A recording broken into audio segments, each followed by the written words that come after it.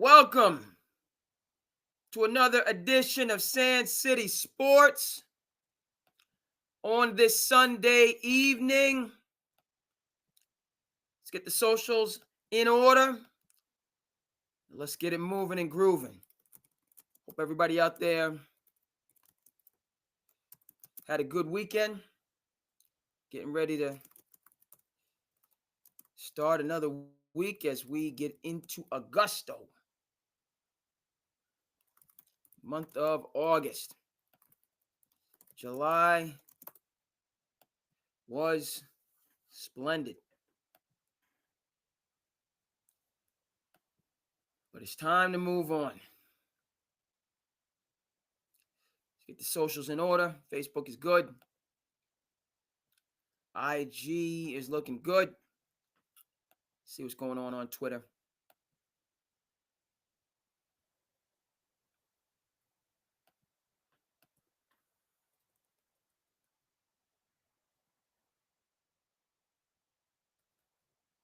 Going on. Okay, Twitter is good. Let's come to the profile. Let's get YouTube straightened out. Yes, sir.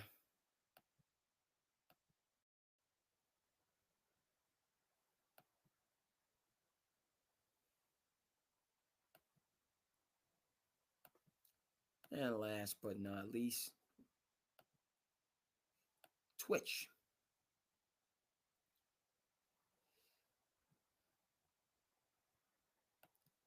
All right, SandCity is live across the board. Let's get it moving and grooving. You know what time it is. Come back. There it is. Welcome, SandCity to the business. I am your host, King Cod Kid, artist Andre King. Thanks so much for tuning in to SandCity Sports. We're back to get a break on sports and current events, stories that you need to know on this weekend edition. Come on out here. Hey. Bring that back. Let's get a little bit more energy. Let's get our energy up. SandCity. Go. We got Little League World Series going on. There's been some movement in the NBA. Major and minor deals. Teams pivoting. We're going to talk about the NFL season that is on the horizon.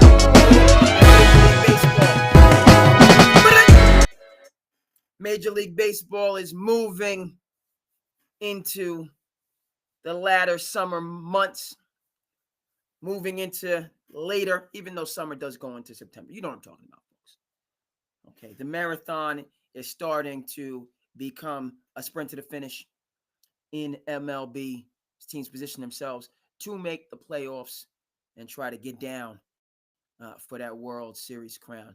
So a lot to get to, and so glad that you decided to rock with your boy, the Cape Cod Kid, for this episode of SandCity Sports. I'm seeing the Utes, the Stars of Tomorrow, Little League World Series, Idaho and Oregon battling it out. Had a good team here on the Cape from Yarmouth. They lost to Braintree. So Braintree is battling with the other New England teams. Like to see Braintree make a run. If it can't be a Cape team, we want to go with teams that are in the general area. So shout out to Braintree as they're doing their thing in terms of Little League World Series, right? The nostalgia, Field of Dreams. If you build it, he will come.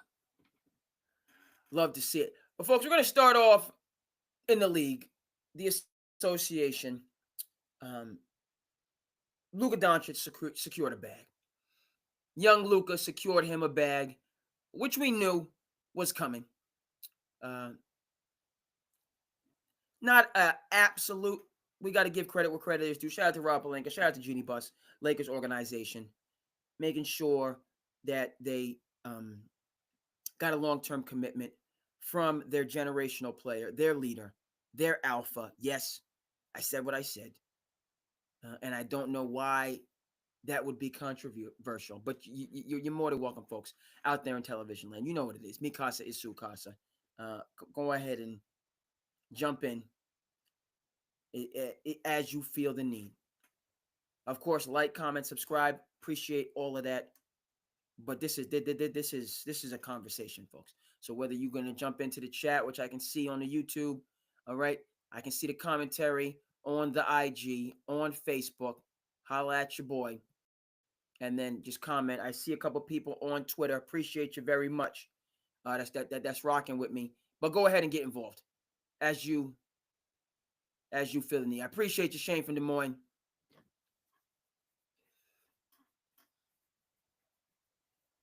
Nah, man, we good. I don't. Well, you Shane from Des Moines. You know what time? We don't play hate around here. We congratulate.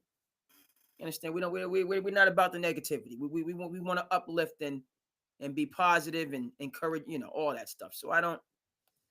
You know, I don't buy into the shade. Okay, try to stay in the sunlight as much as possible. Even though sometimes I gotta have my UV. I gotta have that right UV on, so I can't have a breakout. That's why I don't know if any of you guys out there have sunburn. That's not for your boy. That's not for your boy. I can't. I've been there a couple times. People that when you know what it is. It is the most. It's crazy. It's because it's not. It's painful, but it's not. It's irritating. It is just unbelievable. Those sunburns I caught, because I got a little bit of eczema. So most irritating. Can't sleep. Can't lay down. So can't do all that. When I'm out there in the sun, make sure I got my right UV. But we keep the shade away, Shane from Des Moines. We keep the shade at bay as much as possible. But mega moves in the association with Luka Doncic securing a bag that he deserved. So let's get that on the screen and let's break down what this means moving forward, because we know that there was a notable omission. We know that there was a notable omission at the press conference. So let's get the imagery up there and let's break down. Yep.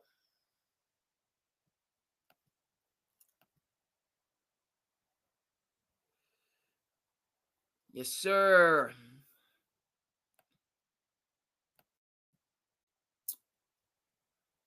Let's go ahead and share. Sharing is caring. Shout out to the Care Bears. Shout out to awesome 80s folks. Come on now. You know what this is. The Care Bear stare. Understand? That Care Bear stare.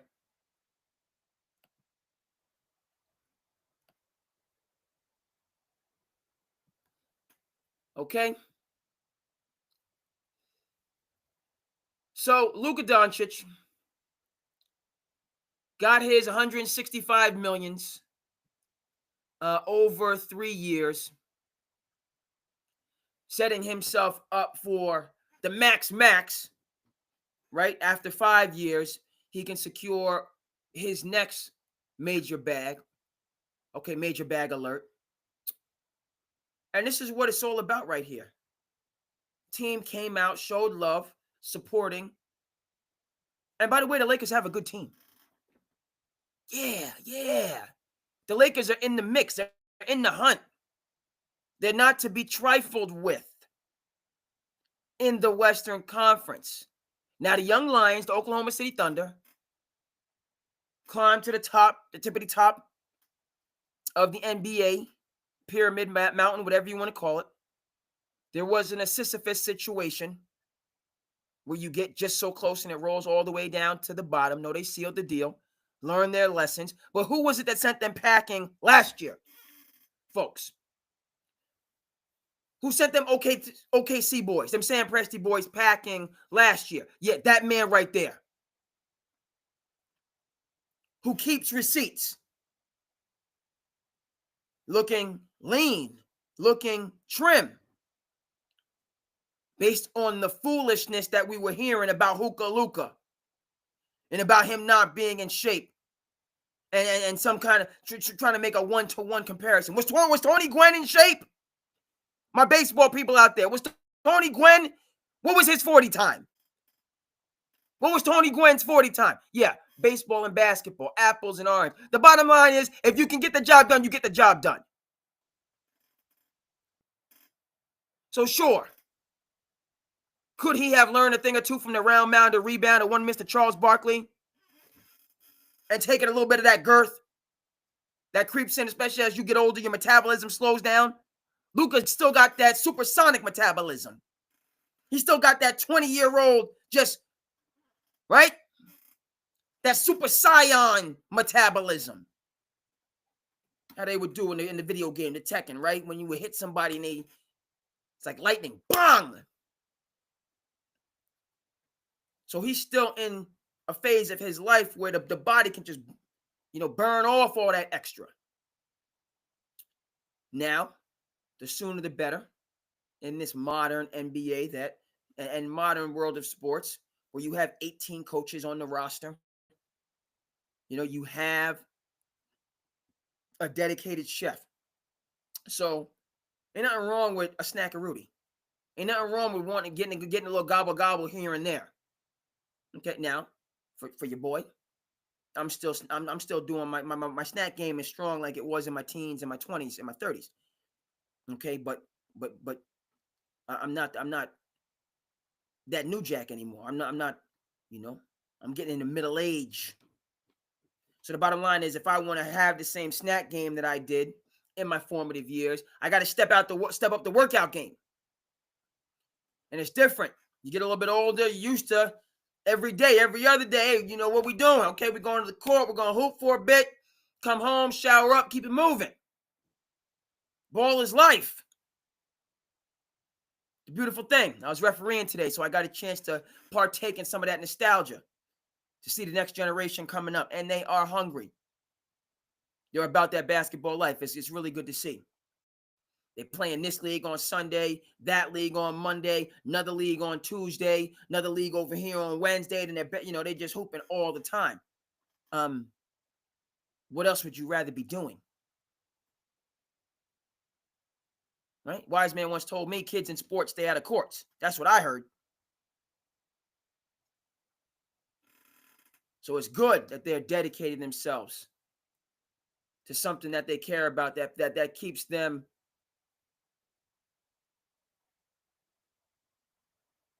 no doubt.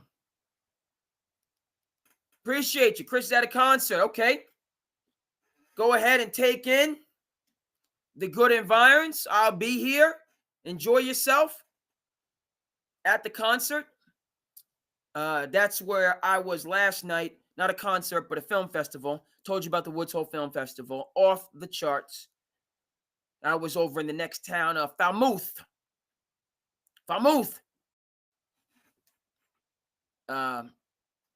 More widely known as Falmouth.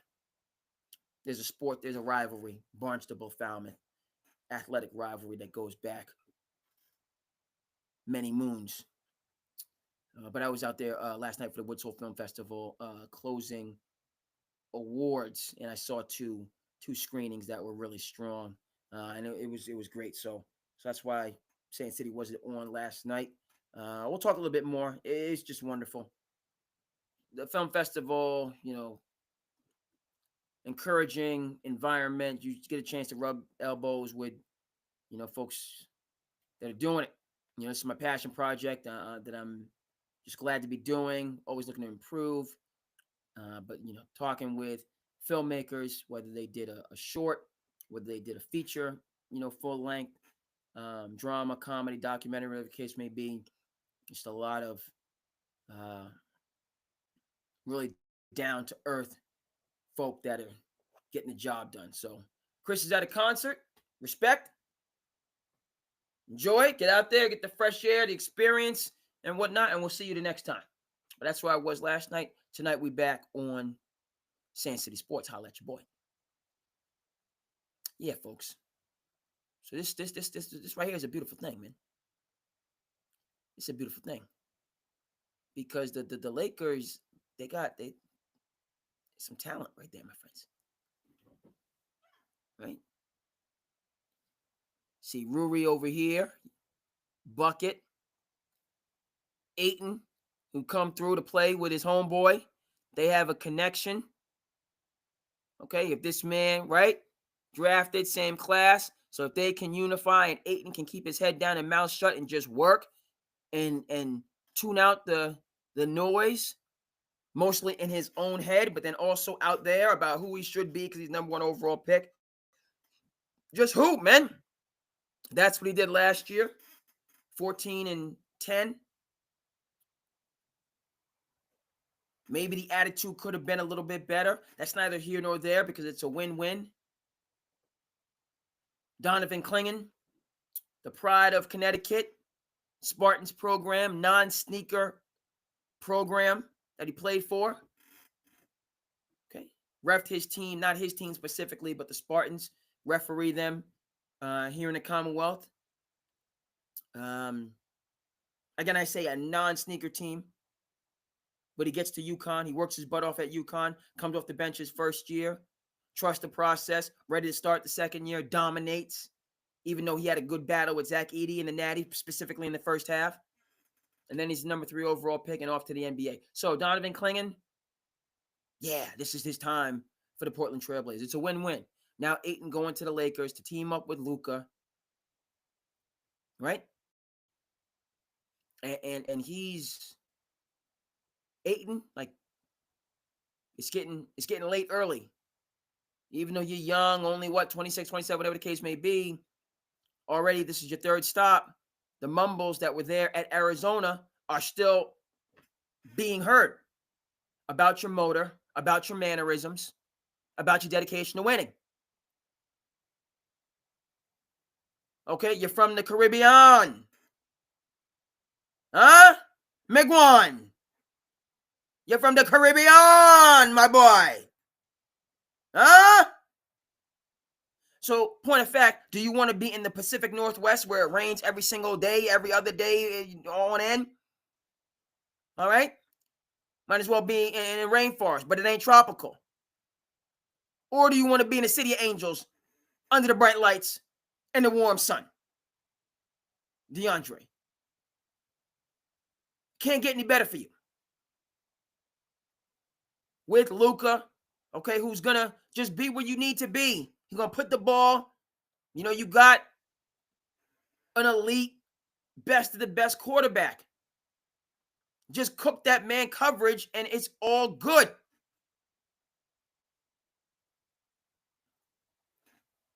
So I'm hopeful for this tandem. Okay, Marcus Smart, again, come on out to the Lakers. There was talk about him coming back to Beantown. All right, but why not head to the City Angels? Do something different. Bring that brand, that toughness. Because all of the conjecture, speculation, Luka doesn't play defense. He don't need to be out there locking people up. We didn't need lockdown defense from Larry Bird. We needed defensive effort. Consistency. That's what he needs. He needs to compete defensively. He don't need to lock people down. He don't need to be diving for every single 50-50 ball like Larry Legend did in a different time playing. And Luka does get after it. But to a certain extent, this is before the load management science, which has gone buck wild. I say again, which has gone buck wild, came into prominence. So Larry Legend was diving for loose balls. They out there swinging, getting, this is so he beat his body up is the point. We should have got 15 years of Larry Legend. And we were on our way to 15 years with Magic. We just didn't understand the science back then. It's unfortunate that we didn't have those great all-time players for longer because we really should have. But Marcus Smart, a 3-and-D, gritty, grinding player, another outstanding pickup for Pelinka. Austin Reeves isn't in the picture. Connect is not in the picture, right? The Lakers are a well-built team. Everybody can't be Houston. Houston could have the all-rookie first team just on its own team in these last couple drafts. Reed Shepherd, first teamer. Amen Thompson, Jabari Smith. They traded away Jalen Green. Sengun is young. Houston has such young talent now with a veteran presence, as they used to say, a go-getter. All right? When we need a bucket down the stretch, ain't no two ways about it. Because honestly, it was a little bit suspect to me. Never mind what Jalen Green was or wasn't doing and all these things that he's got going on in his personal life, right? Taking him away from basketball. Which, by the way, never mind the fact that, yeah, I'm talking now to the Aitons and the young. You're going through that rum springer, which I understand and then I don't understand. Because all that youthful exuberance is doing, and it's I'm middle-aged now. So who am I? When I was that age, you're just feeling it. You're in your quote-unquote prime. So live your life. It's one thing that bothers people. It bothers, when people try to dictate how I am going to live my life, even if you're telling them the right things. You have to say it in a way, in a fashion, and sometimes this is the wisdom of the elders. They don't say nothing at all, but they say it without saying it, right? The elders in your life. I have been fortunate to have my grandparents in my life for the majority of my life, overwhelming majority. Grandparents, great aunts, uncles, all, the wisdom. And now, as I get older, I think back, and you say, man, when I was going through my go-through, acting a fool, which still happens, but still, everybody make mistakes. We you got to keep getting better. When I was going through my go-through in the 20, the elders didn't really say much. They didn't even really speak on it.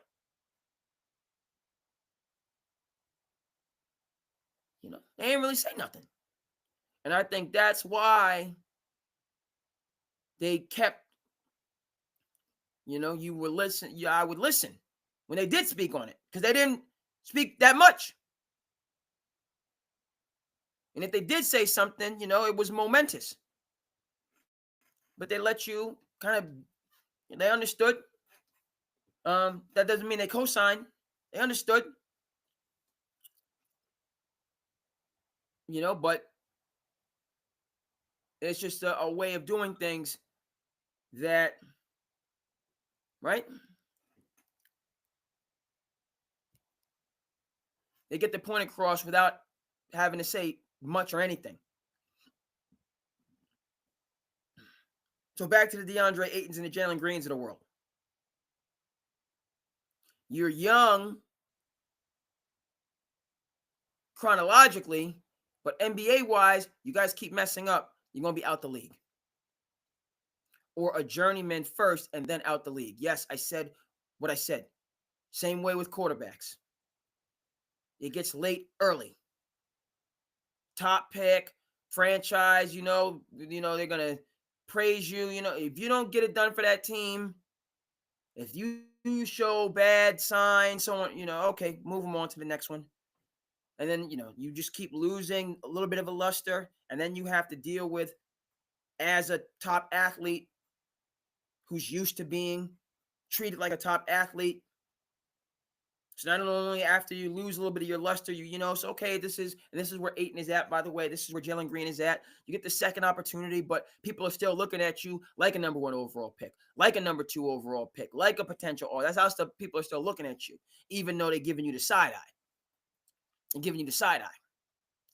But let Ayton or Jalen Green mess up this next opportunity. They're one step away, that third strike, from being out of basketball, period. And by the way, not only just out of basketball, but also, a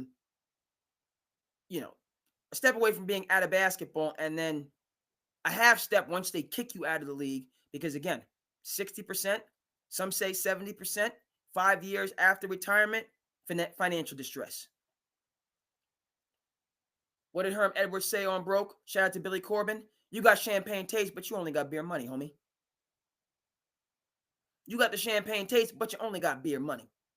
You're used to champagne campaign. You know who can champagne and campaign in this picture? Only one person, the one with the jersey. And as I understand it, he's trying to fall back from all of that. He's trying to take a step back from the champagne campaign and focus and keep the main thing the main thing. That's what I'm seeing. And I didn't have a doubt, frankly, beforehand, while he was in Dallas, while he was Husky. Because it didn't affect the product on the court. Ask SGA. SGA probably still wake up in cold sweats thinking about Luka in the playoffs. He didn't see Luka in the playoffs this year. SGA wake up middle of the night. Okay, sweating. Think about having to face a Luka Doncic-led team in the playoffs. Never mind coached by Jason Kidd. He might have to go straight to his therapist in terms of what J. Kidd was doing before the foolishness that took place middle of the year, after which they were gifted Cooper Flag. But never mind that.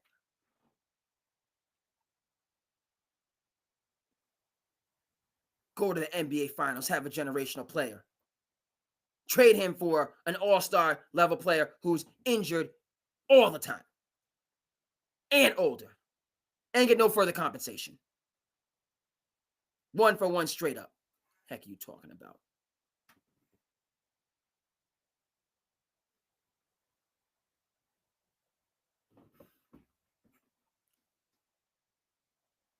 So, again, I say this Lakers team is not Houston that has young lions with leadership.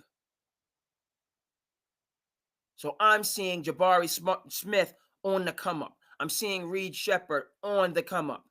Amen Thompson continuing to be on the come up. Fringe all-star.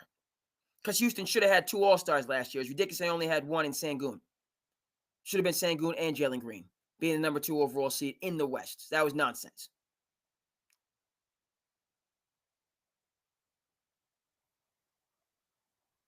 Okay, this year you look at KD being an all-star, and who's next?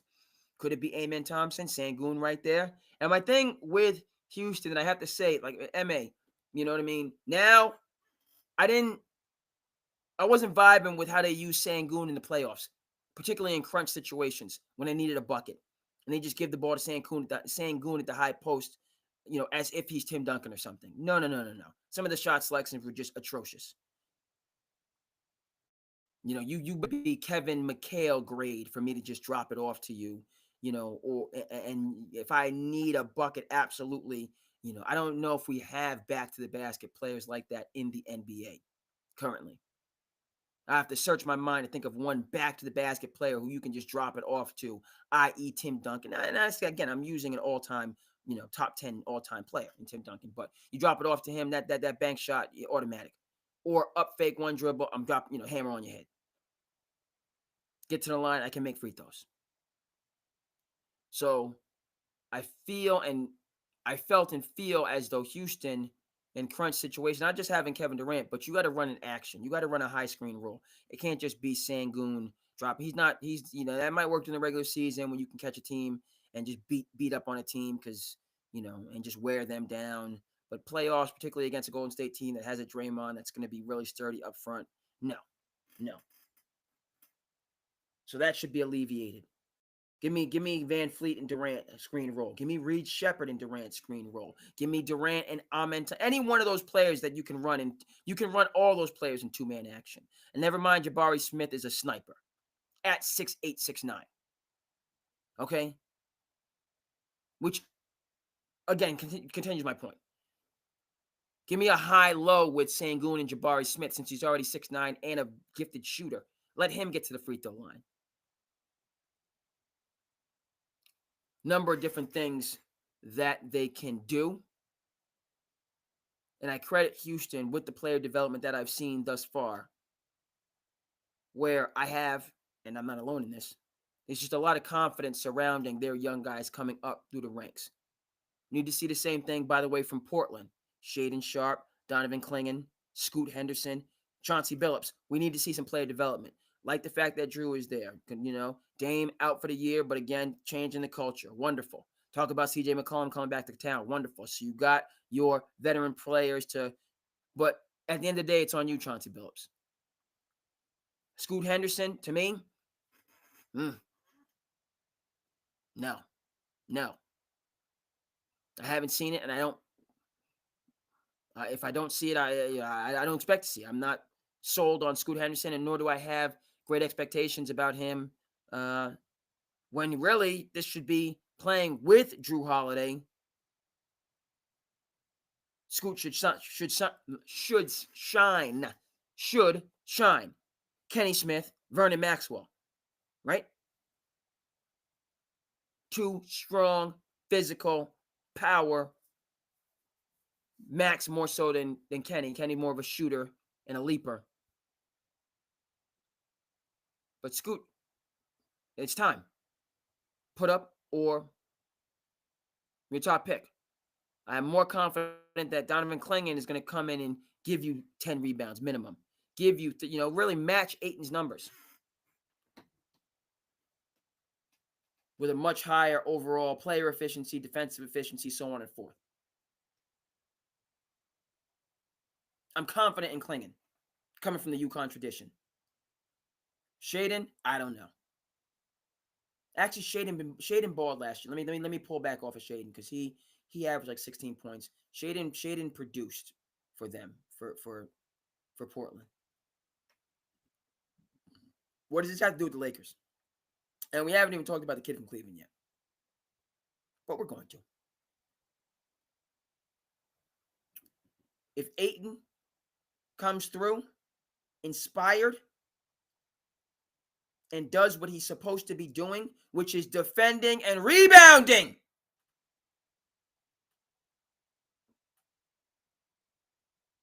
there's talk about him. You're going to get your paint points on the lobs.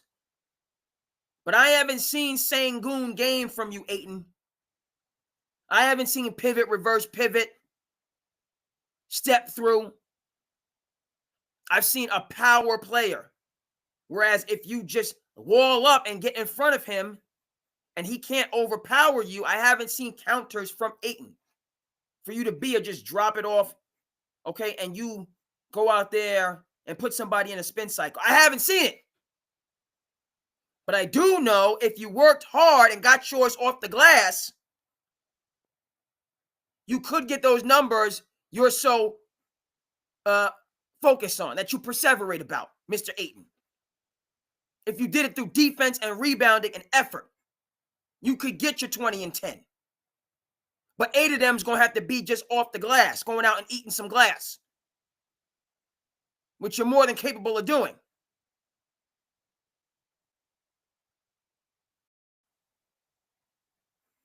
Never mind the fact that it's a pace and space game. You're out there, you know what I mean? Bad body language, poking your lip out because you don't get an entry pass. I ain't seen no entry pass moves. I ain't seen an up and under. I ain't seen no dream shake. I ain't seen no hook shot.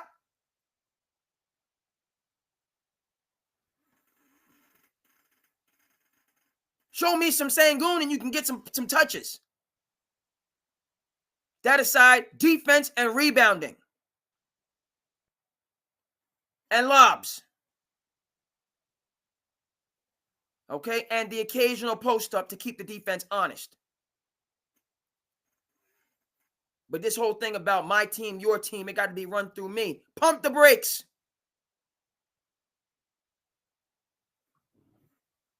We got Luka. We're going to get to Braun. We got Reeves. Dalton can get buckets. Rui can get buckets. Smart can get some buckets.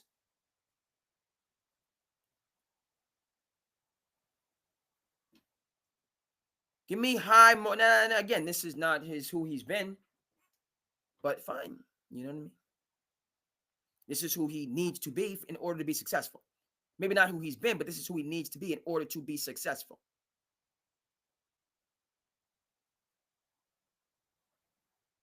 All right, let's get to the man of mystery right now.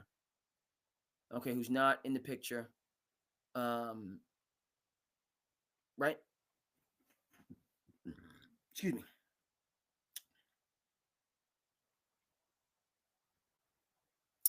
I got to see. Let me go ahead and get this for you on the screen because I think that when D Wade came to Cleveland, LeBron was in the building.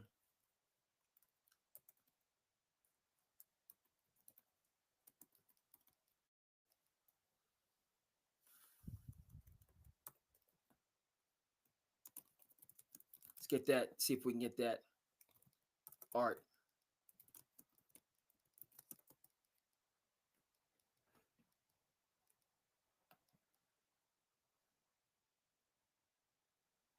Obviously in Miami. But when D Wade came to Cleveland for that half season,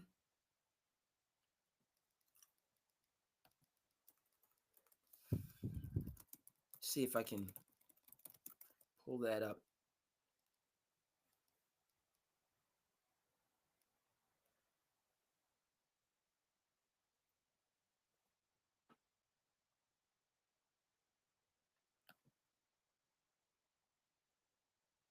Not to be found.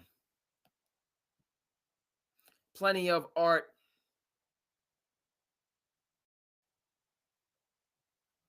From the Hedo days, joint press conference. The Cleveland journey was a bit different.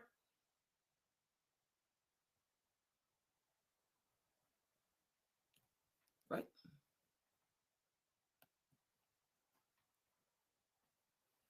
But my point with that is, if it's one of the Banana Boat crew, Wade, Bosh, Melo, CP3, if it's one of LeBron's homeboys, he makes a point to be there. Press conference, post-game conference, he makes a point to be there. Luka Doncic.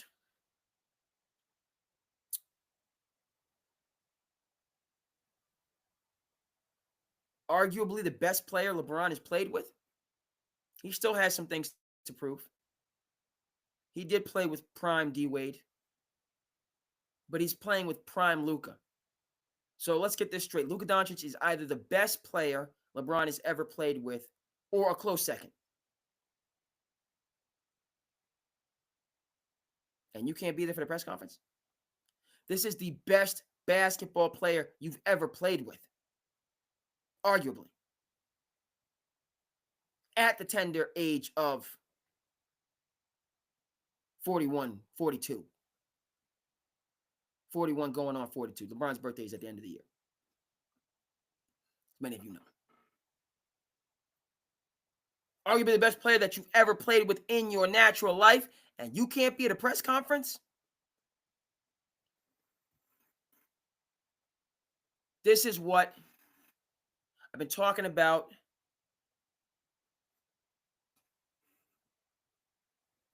really since the offseason.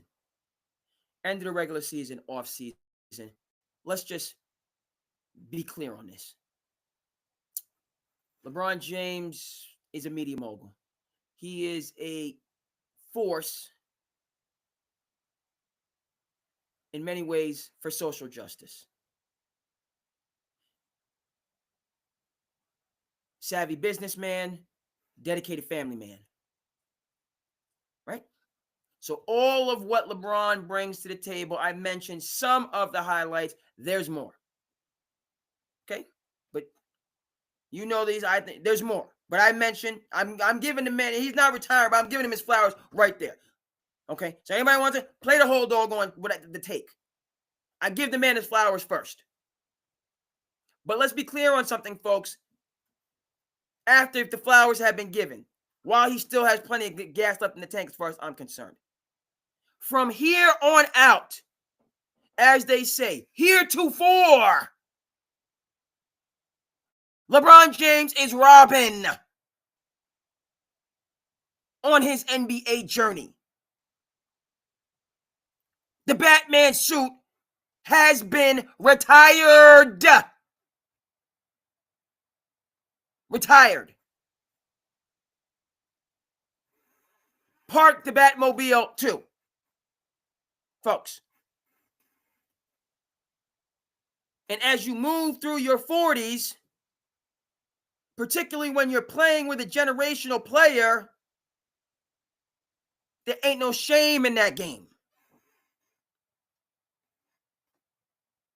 It's the natural progression.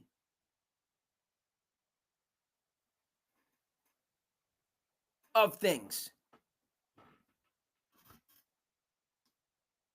And so, how LeBron and his large, capable, some would say formidable camp have responded to this core root reality, I think, is a major miscalculation.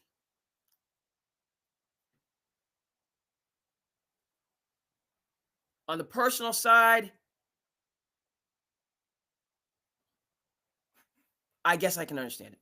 On the professional side, it makes absolutely no sense whatsoever. And as I sang LeBron's praises to begin, talking about all the positive things that he does and how savvy, so on and forth, this is an instance where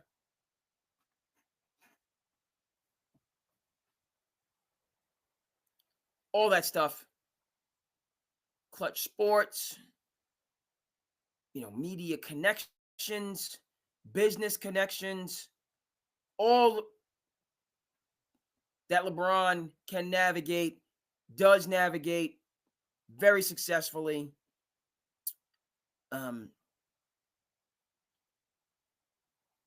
And yet, in terms of the main thing, his basketball career, most notably his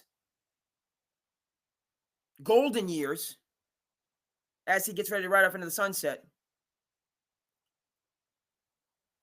are being painted with this interpersonal palace intrigue, in my mind, completely unnecessary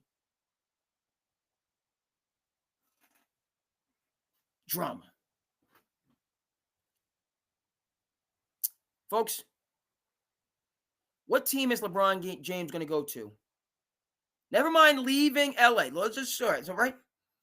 However it's worked out. You're going to get a private jet back every other day to head to, your $100 million mansion or to see friends and family. However you work that out. So you want to leave to be in a situation that is more, that caters more to how you conduct business. Okay. So where's the organization? We've been down this road, folks. So if it's in Cleveland, you're heading back to Cleveland. So Dan Gilbert's going to say to Donovan Mitchell, "Hey, Donovan, look, we built this team, best record in the East, top record in the league, had the, just came up against a Pacers team that was smoking hot, worked its way all the way to the finals, close to game 7, or game 7, excuse me. But, LeBron in his early 40s wants to come here and have things be like they were in 2003. So Donovan Mitchell, you got to fall back. LeBron's going to come in for his golden years, and we're going to run everything through him, just organization and decision-wise. And then we'll get back to you and Evan Mobley once LeBron decides to retire." Is that how that conversation is going down? How about Dallas, folks? So Cooper, 19, drafted you, top pick. It's going to be your team going forward as it was Luka Doncic's and Dirk Nowitzki's. But you know what? We're going to trade. And by the way, who exactly is Dallas trading? Or you're going to say to yourself, LeBron plays out this year and just goes to these teams on the cheap. All right, fine. So you go to the teams on the cheap. You've already made your money. But culturally and strategically, you're telling me Houston is going to now back off, is going to table the Donovan Mitchell, Evan Mobley era. Dallas is going to back off and table the Cooper Flag, Kyrie Irving, Anthony Davis era. So LeBron can come in and run things how he wants to run things, and that's going to be their best chance to win a championship. And by the way, what other team are we talking about? Because it's been established. LeBron, not wants, needs to play with his people.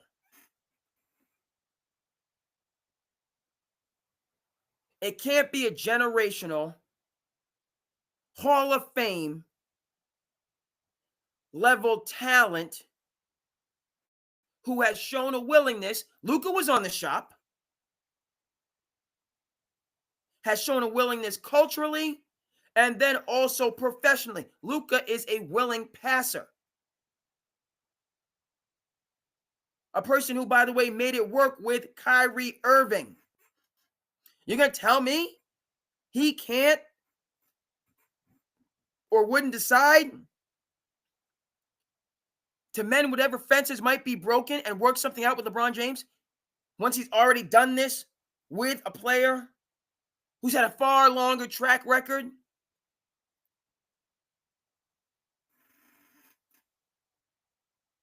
Of being standoffish, of being a malcontent,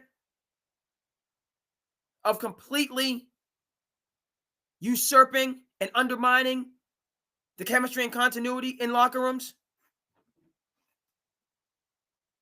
But now we see an entirely different side of Kyrie Irving under the capable leadership of Jason Kidd.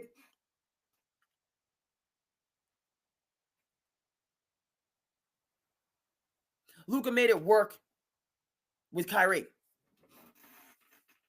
going to say he can't make it work with LeBron? No. No. Luka has an open door. As a 26-year-old, I don't know how many times I can say this, right? How do I need to phrase this? Okay, LeBron James is at the top of Mount Olympus, right? LeBron, Michael, Kareem, Wilt, Bill Russell, right? He's at the Kobe, the tip top of Mount Olympus. He's going to stay there. Is he all the way at the top? Is he number one, number two? He's at the top.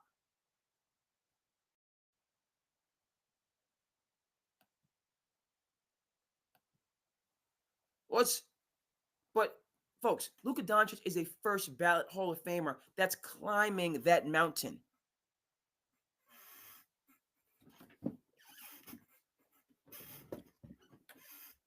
Get my chair fixed here. Like, he's not Joe Schmo from Idaho.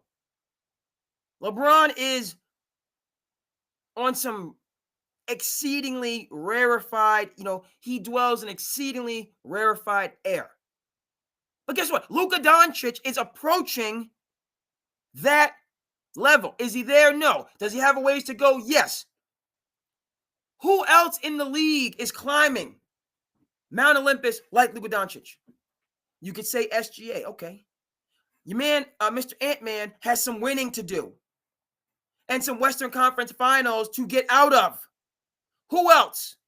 Wemby is still early in the journey.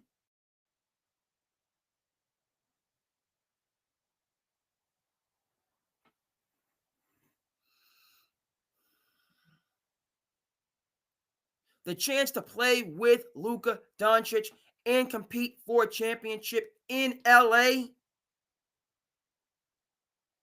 by far Not even close. We're talking, what are we talking? We're talking, Michael Phelps lapping the competition. This is the best situation for LeBron James to finish his career. The best.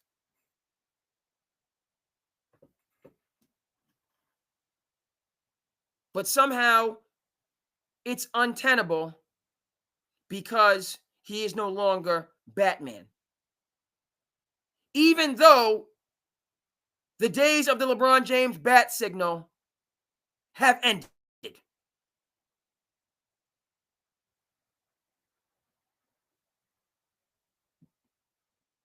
That's somehow what are they supposed to go on until he's 50?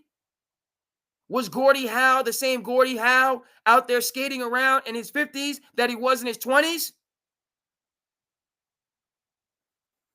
No, it was just amazing that he was out there at all at that advanced age. There was no expectation or understanding that Gordie Howe was leading anybody playing for the Red Wings in his late 40s and early 50s. And yet, this is supposed to be the narrative. Rob Pelinka and Jeannie Buss are supposed to sign off on this. Where is the outcry in the general public to restore LeBron to the Lakers throne?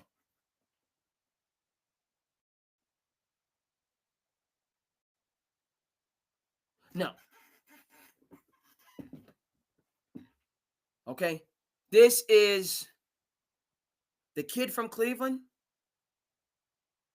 who has always had to do things his way,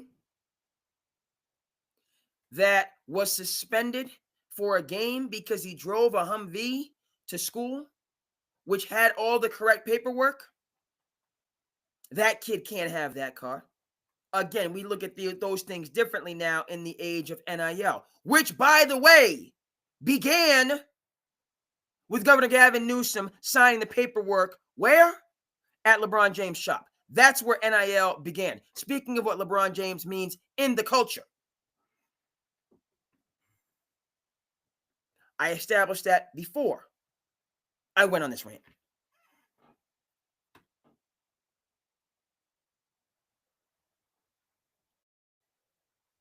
It's always been this me against the world, us against the world, upstart, pushing against the grain mentality, and, as they say, bona fides.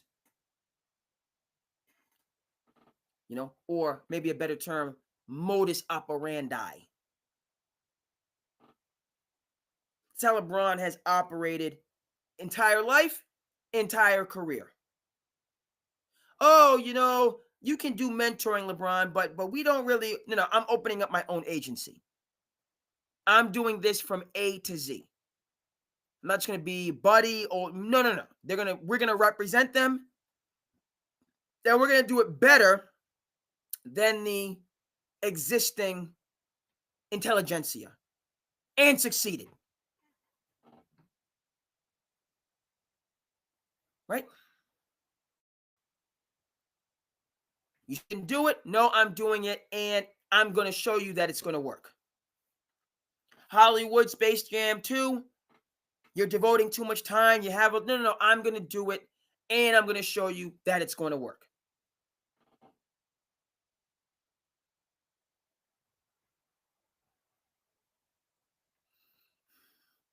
We see, folks, that our greats sometimes, many times, don't know when to say when.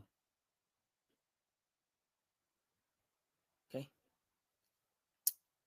This is how LeBron has operated from day one.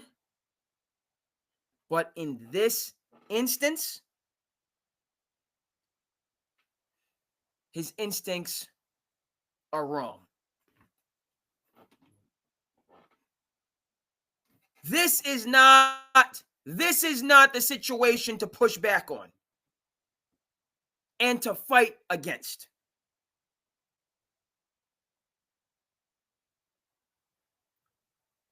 Because, and let's be clear on this, folks. LeBron James, Jeannie Buss, and Rob Pelinka's relationship is already established. Jeannie Buss said, LeBron James, great player that plays for our team. He plays for our team.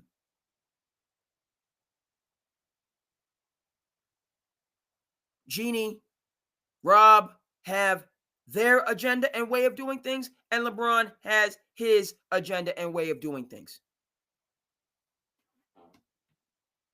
And personnel-wise, after the AD deal, win the championship, bring in Russ, doesn't work. The Lakers are doing their thing here. LeBron is doing his thing there. And both understand that the partnership is mutually beneficial. LeBron is who he is. He keeps the eyes on us, people in the seats. Exposure, exposure, exposure. Will try to win a championship. It's gone as far as it was going to go. The LeBron AD iteration of the Lakers. Yes, we know that. And getting clobbered by Denver in the playoffs year after year.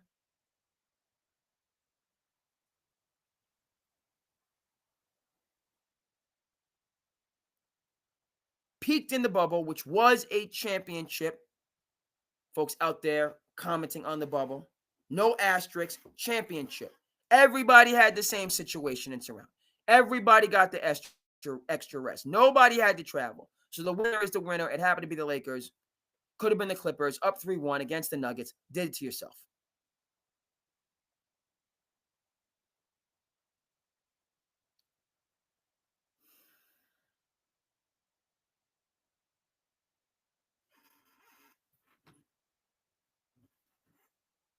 This is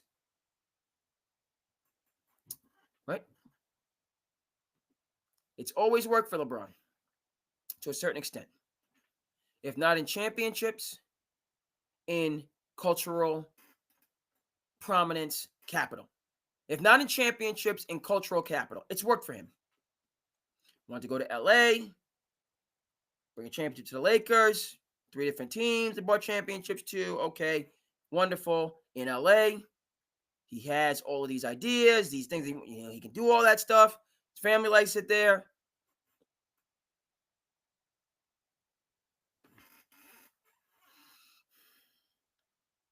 Okay, this is an instance, an unfortunate instance, right?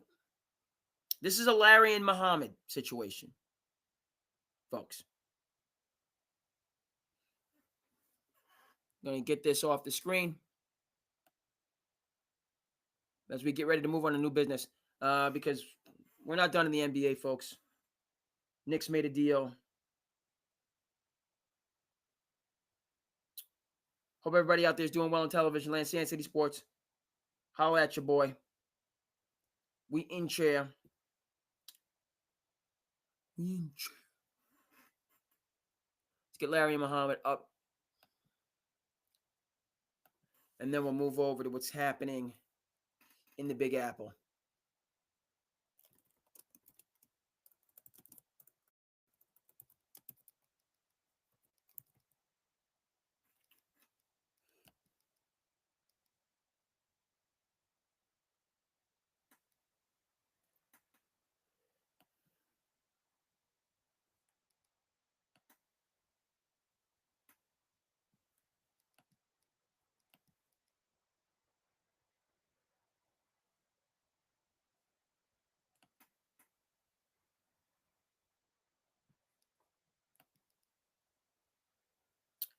There it is.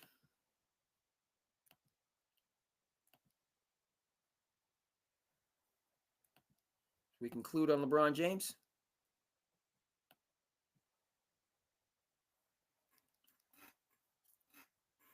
right?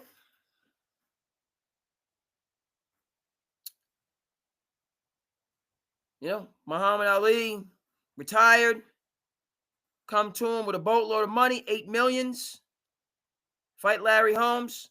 All right, I'm not retired anymore. People told him, no, absolutely not.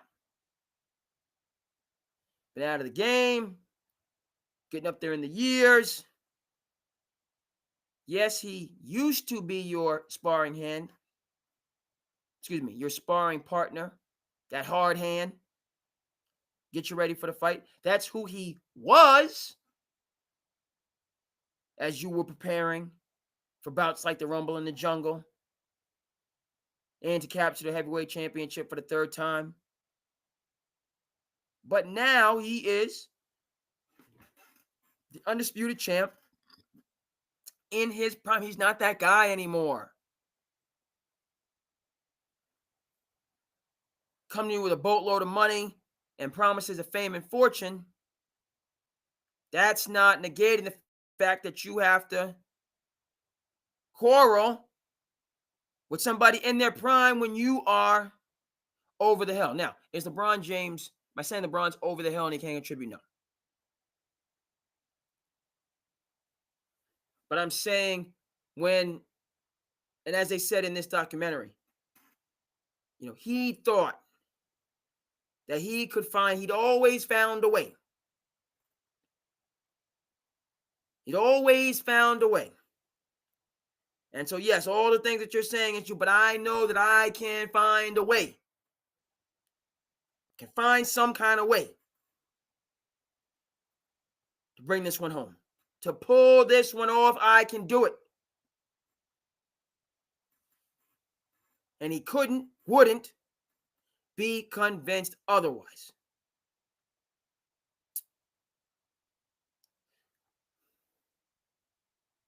LeBron James talking about forming a league or going overseas. By the way, folks, in terms of a rival league to the NBA, just for starters, let's consider the fact that David Stern, the late great Adams, they're no dummies. Okay, they meaning David Stern, went through the knocked out drag out with the ABA. Check out Free Spirits, 30 for 30, in spirit, in perpetuity. Okay, about the Cylinder brothers. Check it out.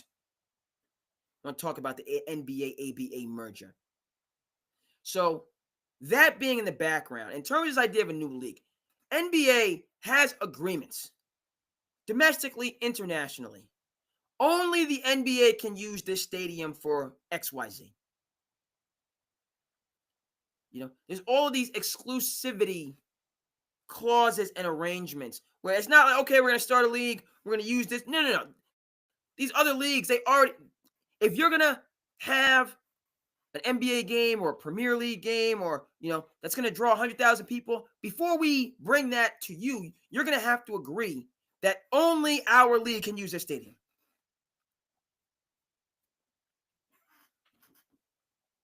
These leagues and owners see the possibility they're already putting roadblock after roadblock after roadblock after roadblock. Now you can say, well, look at the Live Tour and all right, fine. So you're going to have to spend, never mind, it's not going to get to the trillions. You're going to tell me there's a league? Never mind, they already have all these leagues in Europe. That's going to start from scratch and put up billions and billions and billions of dollars. And the Live Tour, loophole within that situation that the Live Tour athletes could go over, make all their money over there, and they could still come back and play the Masters, which is what most people only remember at the end of the day. So you can go overseas, make the boatloads of money, not play in these PGA Tour, and then come back and play in the PGA Tour events that mean the most. Now, with this Perspective Basketball League, and what players you're going to snatch. to start the league up. They can't come, they're not going to be able to come back and play. There's not, they're going to have to go over there and stay over there. So what are you talking about? So you're gonna pay play $100 million a season? That's going to be the going rate. So it's going to be the same type of feeding frenzy that we have in college. All these guys getting Ronaldo money, $100 million, $200 million for a single season. That's the going rate for an NBA All-Star. Everybody gets $100 million just to bring them over.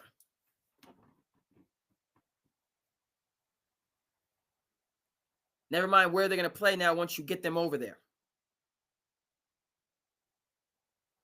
So, as tantalizing as that is, to consider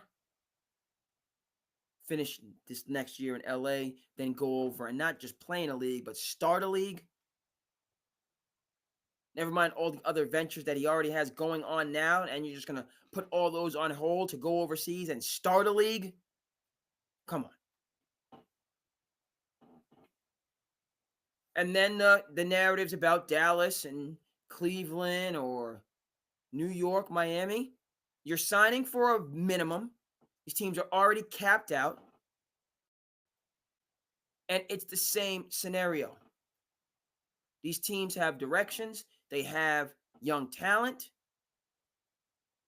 They're not all of a sudden slamming on the e-brake to put everything that they have going on hold so LeBron can have his 1 or 2 golden years with his kids. You can go to Dallas for 2027. You can go to Cleveland. You can go to New York as a minimum contract supporting player.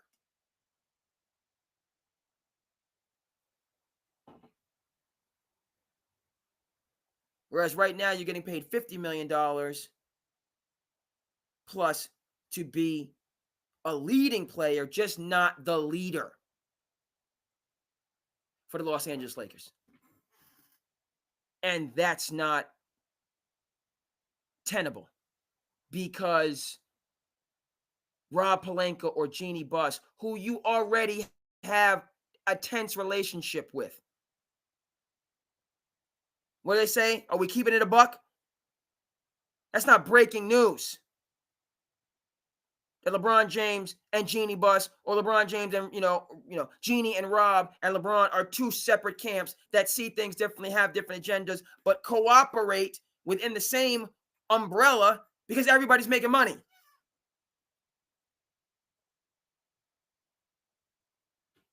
So because this scenario has continued to play itself out as it's been for years, and nobody told you, or nobody massaged your ego, or nobody asked for your consideration, and just put the very best basketball team that they could on the court, but there were no courtesies extended in the process, that's a reason to go on down all these different rabbit holes, and never mind create dissension in the ranks amidst a team that could contend. Shout out to Larry and Muhammad. Go ahead and check it out. That's what we're going to conclude on this, folks. See how things are going on the socials. Hope everybody's doing well. The IG, excuse me. What's going on? IG is good. IG is rocking with me. The Facebook is rocking. That's good. We good across the board. SandCity Sports in the building. Foreign by the fans. What's going on, folks? A couple views on the Twitter. Appreciate you. YouTube and Twitch are what they are. Last but not least, right? The Lakers have a good team in the superior conference to compete and have an opportunity to win a championship. No, they're not the favorites, and they're not going to be the favorites. But if you get LeBron and Luka bought in with their supporting pieces around them fulfilling their role, they can beat anybody. Again, if LeBron and Luka are locked in, walking to the beat of the same drum, which is catered to, is decided by Luka Doncic. Because he's the Prince Ali, fabulous he Ali Ababwa. All right? Luka's the heir apparent. We have to whisper this? And all this sideshow nonsense is taking away. You know what I mean? Good. Storylines, clicks, whatever. It's unnecessary. Never mind unprofessional. It's just unnecessary.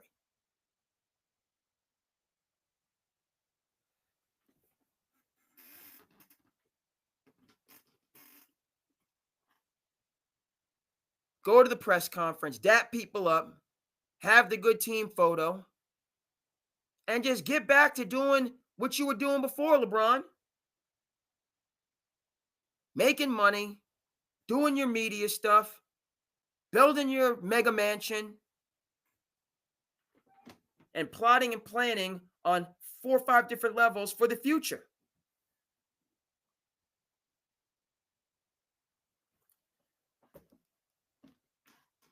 It's unnecessary. Okay. And maybe it's just for clicks right now, or maybe this comes into training camp and comes into the season where we have now a situation.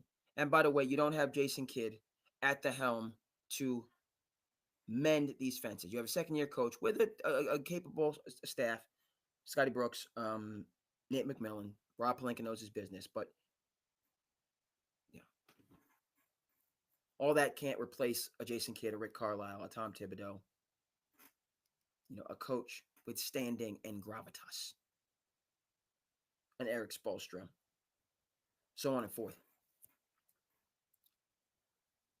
All right, folks, a deal was made.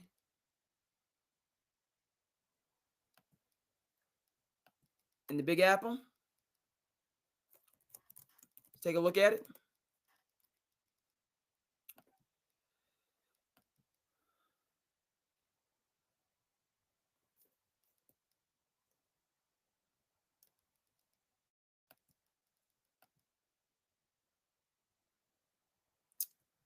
Main man, Mikal Bridges, who I was hoping for to complete La Cosa Nova. Take the Knicks to their best record since time immemorial. And on the doorsteps of the NBA Finals, which wasn't enough for some people, unfortunately.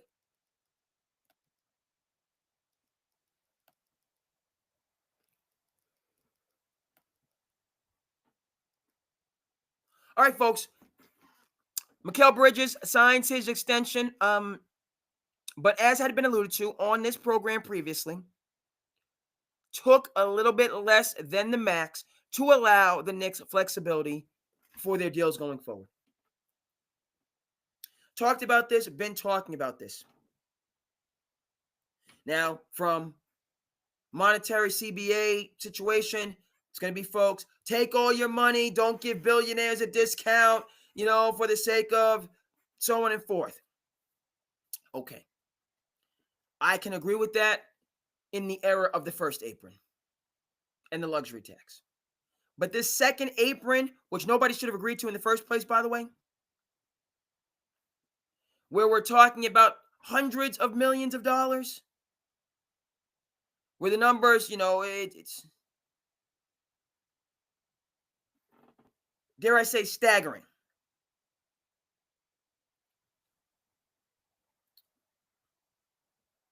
Teams and players need to, and specifically players, get rid of the second apron in the next CBA, please. Because the luxury tax as it was fine.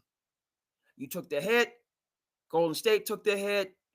Every team that was competing and going for it went into the luxury tax. That was offset by the additional revenue, never mind if you win a championship. And, you pay it up front and you get it back in the long term with the winning and the success. Now, second apron, all right? But not just that the Knicks are doing it, to keep themselves right at the forefront of the championship. Yes, I said championship conversation, though they're missing their coach, true general, Tom Thibodeau, though they have to now adjust to a new system. Mike Brown capable. They're going to have to adjust. We don't know how it's going to work. We've been down this road before, but let's just keep it on the money. You could have stayed with a true general in a system that was working, but you didn't get hugs and high fives in the hallways, Mr. Leon Rose. You didn't get a cheerful smile in your office, Mr. James Dolan.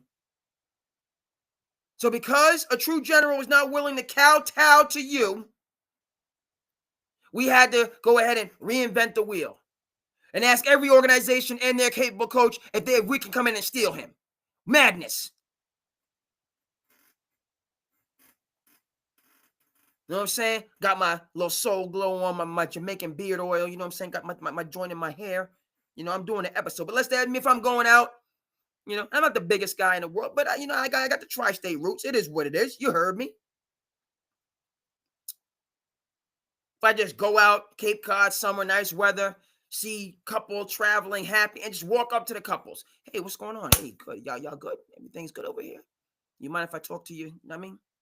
Y'all look happy. You travel from New York? You having a good stay on the Cape? Everything is good? You enjoying at the hotels? You've been to the beach? Good weather for the beach? Everything is good? But you mind if I holler at your girl real quick? I'm a nice guy, I'm respectful. Credit score pretty good, Mind if I holler at your old girlfriend? Are we good? Is that all right?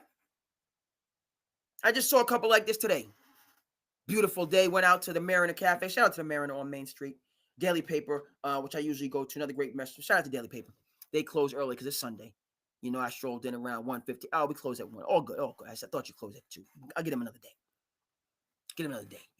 So I go to the, it was not, I see people, younger folks doing their thing out, dressed, looking, got the flowing gear on, comfortable. They getting their cake. Beautiful. I'm just going to go up. Hey, how you doing? Good. My name's Andre. Nice to meet you. Good. Hey, partner, you mind if I holler at your girl right quick? Mind if I holler right quick? I'm a good guy. You know what I mean? I know what you got is working, but this is what the Knicks did. Calling the Bulls, like, can we talk to Billy Donovan? Calling the Mavericks, can we talk to Jason Kidd? Both solid coaches. Billy Donovan needs to get them winning. Jason Kidd is elite. What did you expect?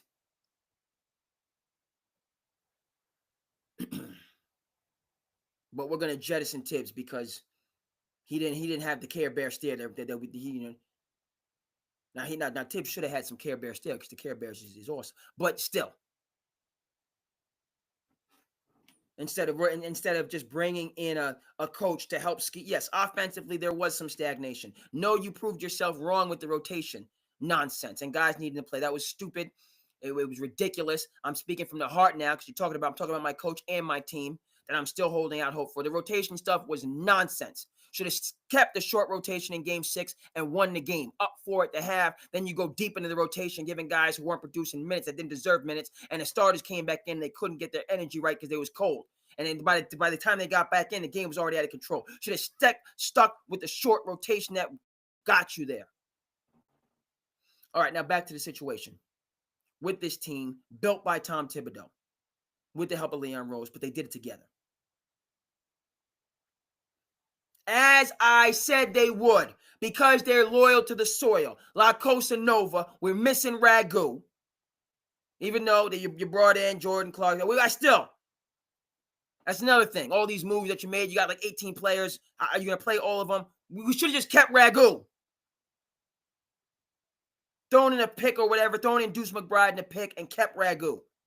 La Cosa Nova, they already had the built-in chemistry. grit, toughness. It was already there. Oh my goodness. If the starters played 800 minutes, how did that work out against Boston? I'm repeating myself here. Nobody's complaining about the minutes the starters played when we cooked the Celtics with their full squad. All those minutes was paying off then. Bad bounce in game one against Indiana. Lost your mojo in game two, and then just the wheels fell off, even though they battled back, put Mitch in the starting lineup, and then game six was right there, and it just wasn't to be. Okay.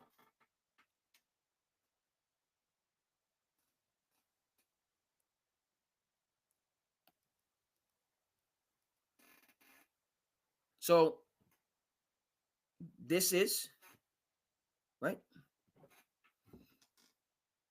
Secured the bag, or pay the bag to get Bridges, and now you bring him in, and he's doing things to to help the team, to do what's necessary to to win a championship, right? And this can be a lesson to teams that want to give away dynasties, i.e., the Celtics, right? All this talk about I'm committed to winning championships, and Wick saying this, that, and the third, and then a new owner comes in, slashing this, cutting that. You're not going to win.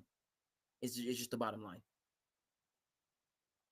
You don't have a dynasty and then, let me just tweak it here. No.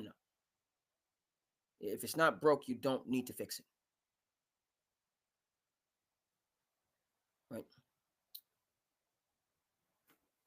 Word to the wise to teams now in terms of how going into the next CBA. All right, fine. If people say I have to get every single last dollar, then either that team's gonna have to go into the second apron and pay those hefty. The draft picks don't bother me as much as talking about $50-100 million. That waking anybody up.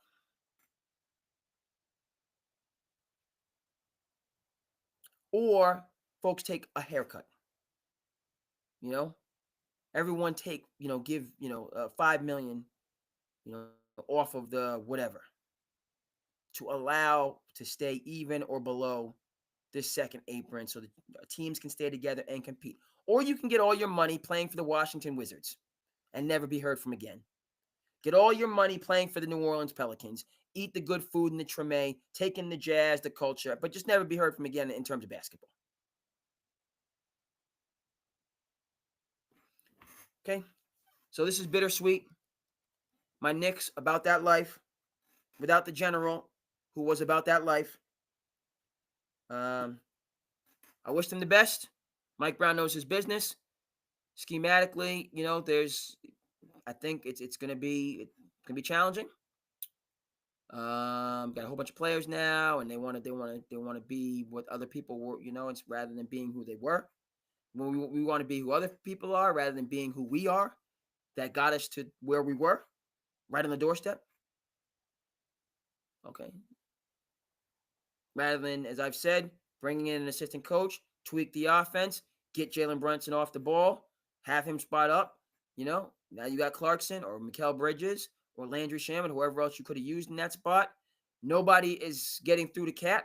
You think that Tibbs couldn't get through the cat? Now Mike Brown's going to get through to him. If he does, I'll tip my hat. Right, folks, that are wanderers don't all of a sudden come back. Or maybe Mike Brown has that Jason Kidd in him to bring home a wanderer. Maybe he does. We'll see. But Cat and Jalen Brunson are not becoming elite defenders anytime soon. They're serviceable. Neither one of them is elite. Again, this could have been a conversation to say, let's bring Hart off the bench as our 6-man spark guy and start iHeart, and play Cat at the 4. You could have done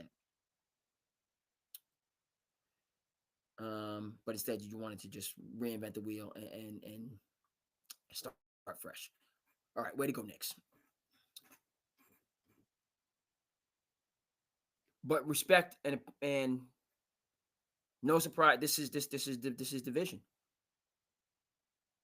They stay together and they compete for a chip. What has to be noted, folks, within the Bridges deal, as I will give, the reporting and the talk is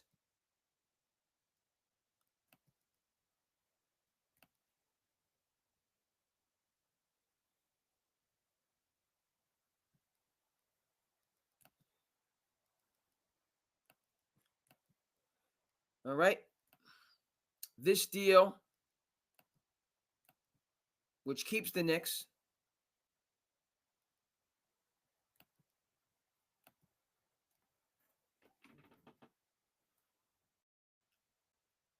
but you're hearing talk that look, um, it looked like Giannis is heading back to Milwaukee. That's he's right. Golden State in the mix. Don't see San Antonio as much anymore now since they kept Harper, who's going to help them going forward. And you want to talk about a team with Harper, Castle, Bryant, Wemby, De'Aaron Fox is also young, so Spurs are here as far as I'm concerned.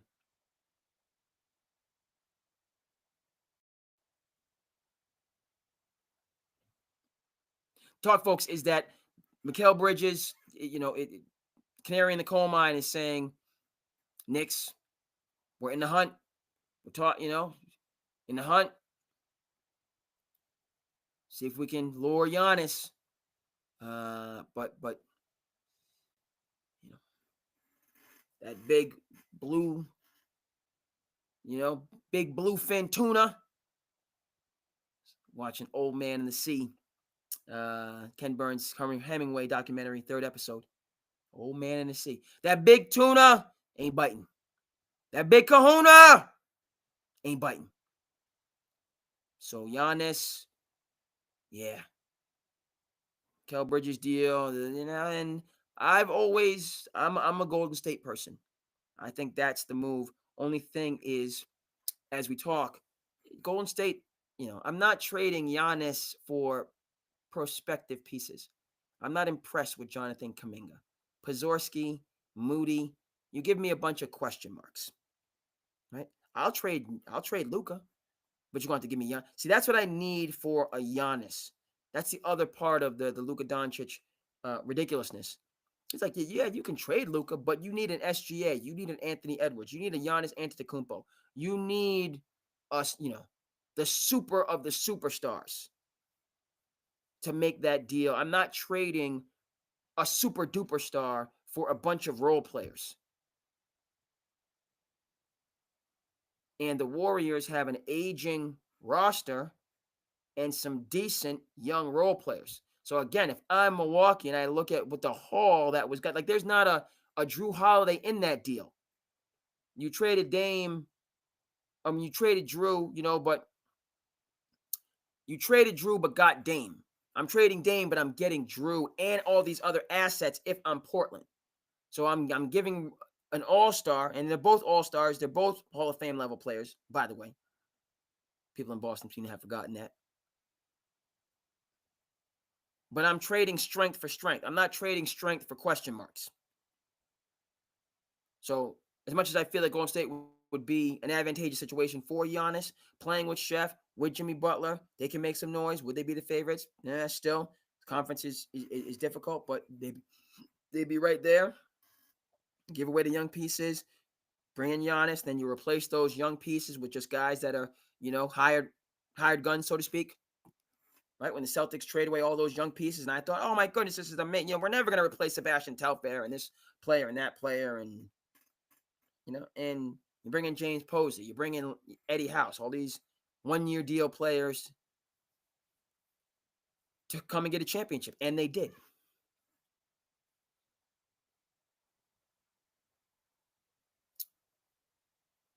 That's the other side of that, where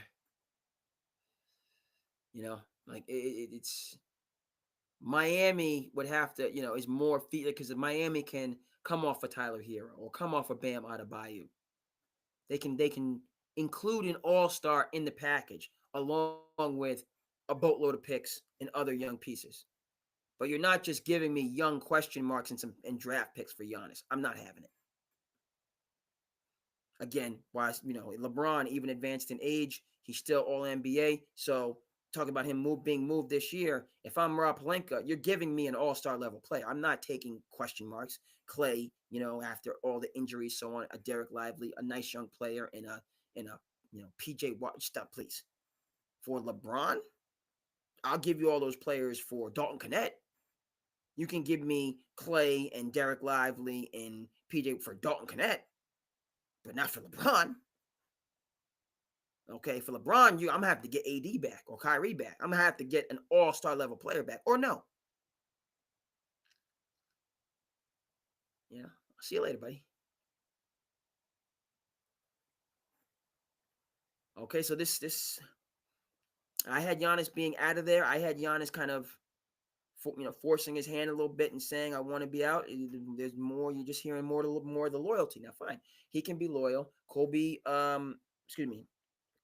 Anthony's a good player. Miles Turner is a good player. Kyle Kuzma, a good player. The Milwaukee Bucks are nowhere near the top of the Eastern Conference with that roster. Giannis and a bunch of young, capable, no.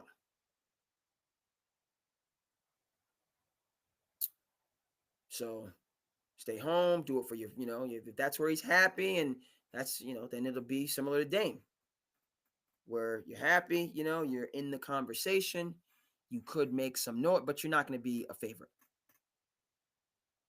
Then you talk about, again, the importance of a player like Jrue Holiday. He was happy in Milwaukee. How many people are happy in Milwaukee? Meaning, what player are you going to get? Tyler Hero come back? Wisconsin. Well, yeah, you're going to get Tyler Hero. Is that the move? You're going to convince Tyler to come back to Milwaukee to play with Giannis? Because now you're speaking my language.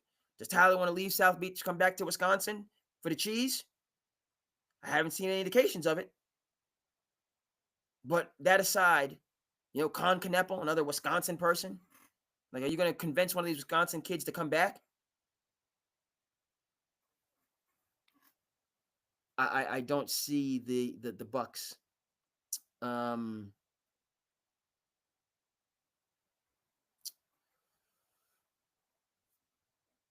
So respect it. You got your championship. But if Giannis is going to stay, which the Bridges deal intimates, he'll be in the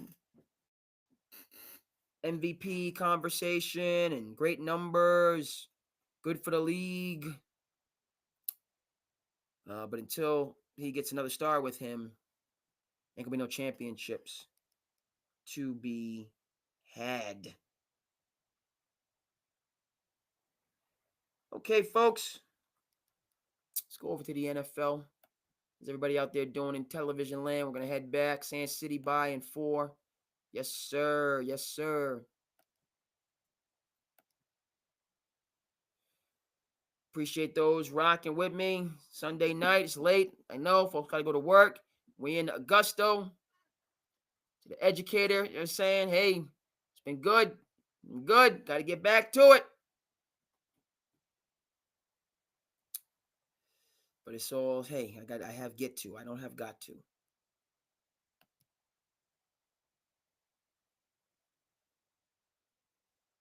I have get to jobs, not got to.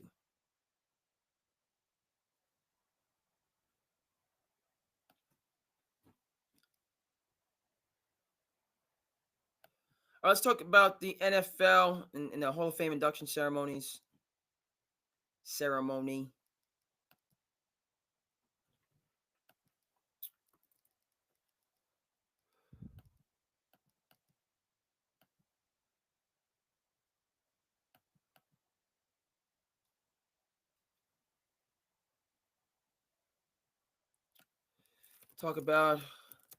Need to talk about the Sharpe brothers.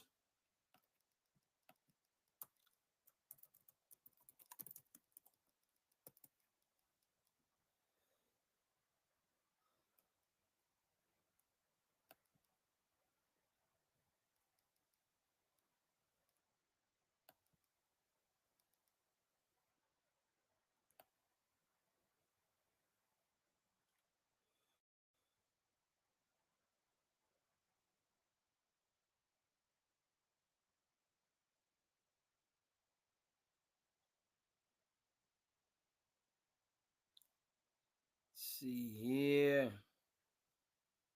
It's a strong class. Jared Allen, Antonio Gates.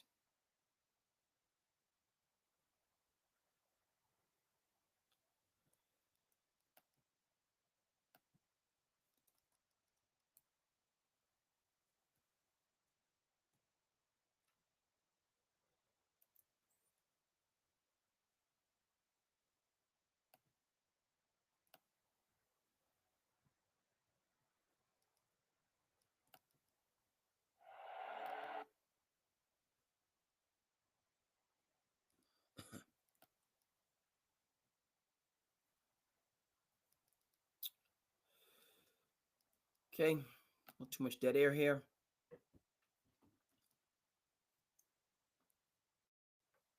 But I want to start with Shannon and Sterling. Sterling and Shannon.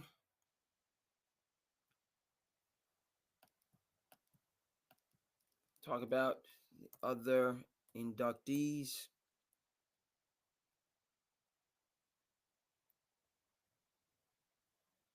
Yes, sir. Okay. Get this for you on the screen over here.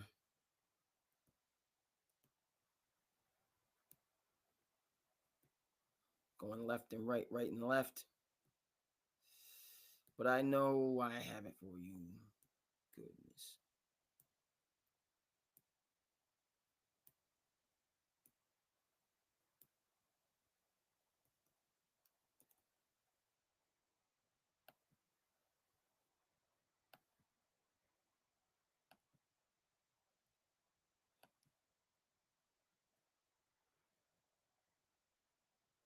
Okay, so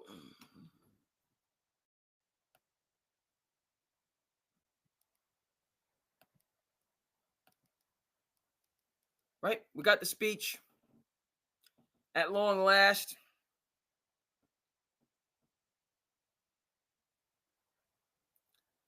On the screen.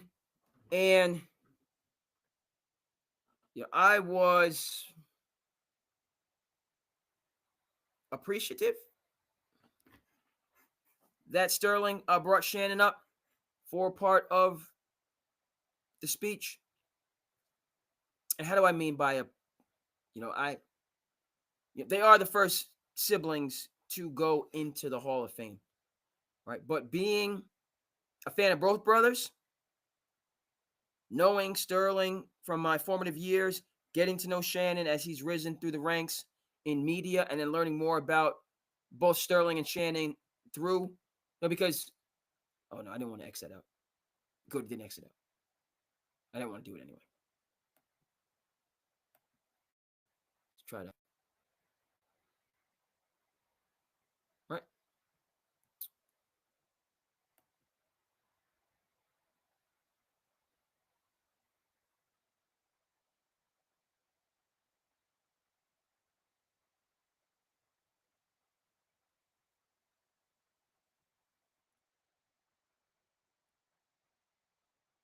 But I was rocking with this, folks. Yes, to the first brothers to make it. Understanding, talked about a previous episode, the background for them to get there. Clearly, there's a cloud of controversy hovering over Shannon at present. That cloud doesn't appear to be going anywhere. So that is what it is.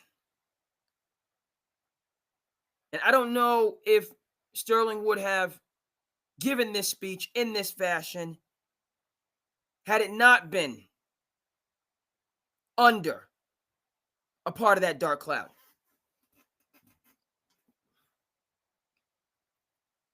But this,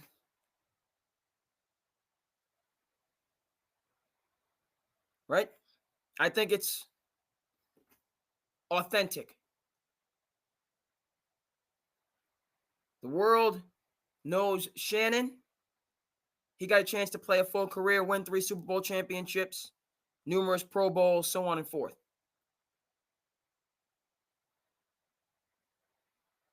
But again, Sterling, short 7-year career. Of the two brothers, individually, the high watermarks belong to Sterling. So it's a balance. And I'm happy for both. I feel both are deserving. How the committee went about it, just because we didn't get a chance to see,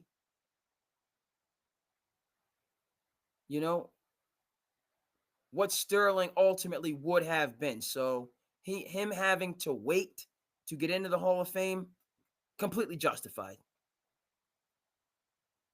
And it's one of those difficult, because he does not have the longevity statistics, because he was not able to play.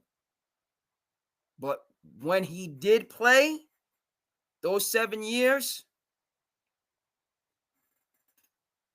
Hall of Fame grade.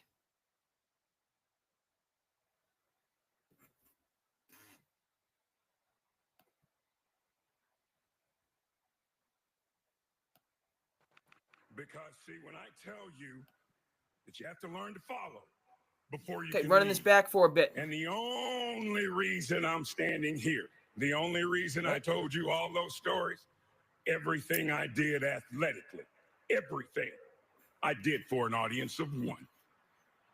I didn't care what was written, said, thought, Again, I talked thought about, it prayed was about. Everything I did was not just for a an nice audience of gesture, one. but You see, when you grow up in rural South Georgia, it's hard to find it's heroes, authentic. and I didn't want this person to look outside Sterling our own dinner table paves the way for Shannon to find a role to make it model. to the NFL. Well, since I only Sterling got well about on two his and a way, half career minutes cut left, I'm gonna short, do as this I thing just the right said. way. Shannon one half kind of achieves of the first brothers selected what to the Pro both Football Hall of Fame. may You gotta have been come up able to here and achieve. stand next to me, my Historically man. speaking, you can't, You got to do it. False positive.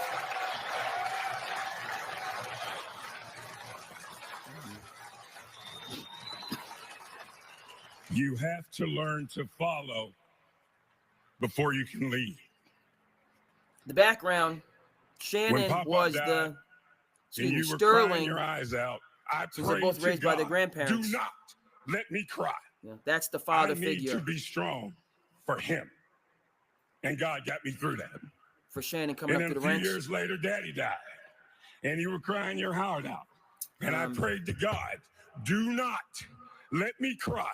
And because I got to be strong for him.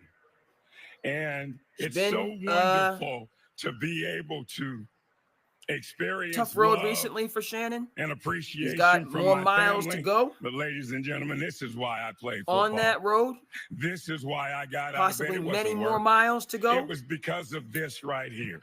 And that's just the way the cookie has crumbled. You're gonna have to. Before I leave you, I want to do two things. The most precious gift I've ever received. Work his butt off. Is the Super Bowl ring at his that platforms, I wear. and then And defend I don't himself have in blood, these sweat, and tears with litigations my teammates that have like arisen. many of these gentlemen do. I wear this ring because of love. And you gave me this not knowing you were going to get another one. Currently. And I prayed to God, please, oh God, let him get another one. God I'm not writing him off. Two. The second thing is, the last time I was here, you said that you were the only pro football player in the Hall of Fame. He responded by putting together a trifecta. You were the second best player in your own family. Well, I agree with that statement, but arguably the best in sports media. It would be the last time he was extreme privilege, ladies and gentlemen. I don't have anything athletic value, top-ranked, but it would be podcast my extreme pleasure and a chair for you to be the only player in the Pro Football Hall of Fame nationally broadcast with sports 2 show. gold jackets. So that's what he made of his last. You see, career. You have to learn to follow before you can lead. And the only reason I'm standing here is because these when hurdles I read are my different. Bible, it talks about Jesus and how and it remains he to be gave seen his how he life comes for us. out When you love someone of enough this to give your trial. life for, let me tell you what else you'll do, Summer Olivia. You'll love them to the point you'll live your life with them as well. I love you, Summer, like I love this guy standing next to me. Again, the word that I'm going to continue to use. Thank you very much for letting me take up 4 minutes and 58 seconds Sharpe of your brothers are in the Hall of Fame. And that's where it started. Well, Kurt, that went pretty much to overpowering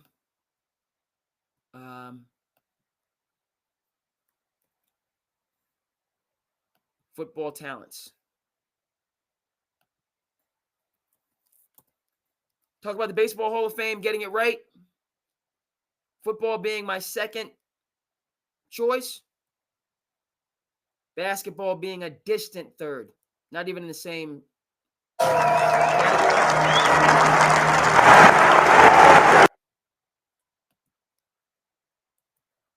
Jared Allen talked about what matters most. Hall of Fame's good.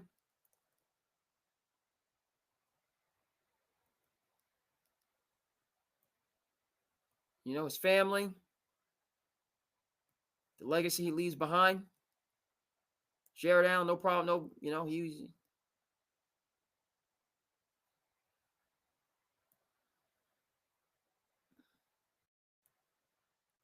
Sterling.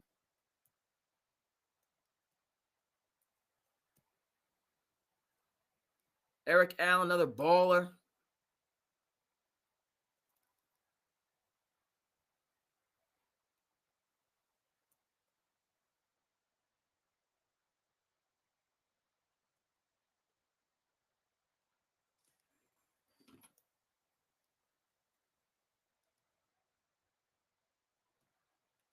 And Antonio Gates.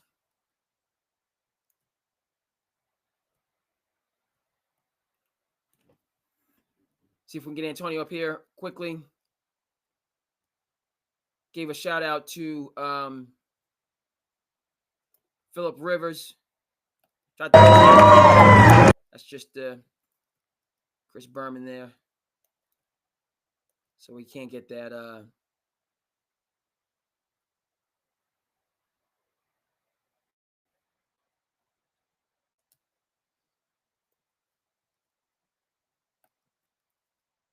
Right? But solid class. You know, you look at those guys. Again, Sterling, career cut short. Jared Allen. Oh, yeah, he dog. Eric Allen, defense. You know. Gates, you know, he and Phillip Rivers, that connection. So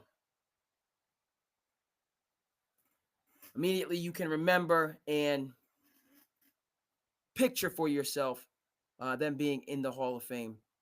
So a good class. And you know, ceremony that, you know, as these you know, the Hall of Fame is, you know, you hear it's a personal honor, but it's a time to thank those that allowed you to get there as much as anything. And that was, you know, that's the feel, and it's an accomplishment, and your sense of gratitude. You know, but it's time to thank people that helped you to make it there. Okay, folks. See if we're leaving anything on the vine before we move over to Slice of Life. This episode of SandCity Sports. Okay, all right. All right.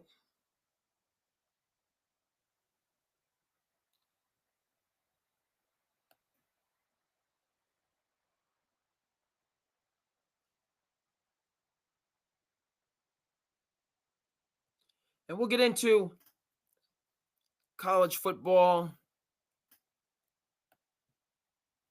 Big Arch Manning fan here. No ways about that. We'll get into college football, game 0, and certainly NFL as that creeps forward in the next episodes. Going to shift gears and move over to our slice of life and conclude with that. Right.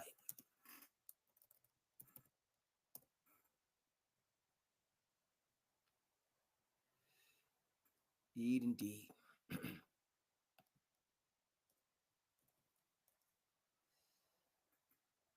Martha's Vineyard Film Festival going on.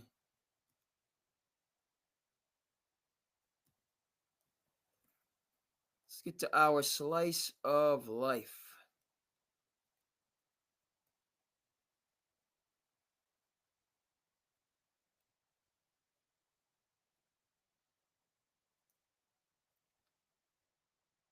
Okay.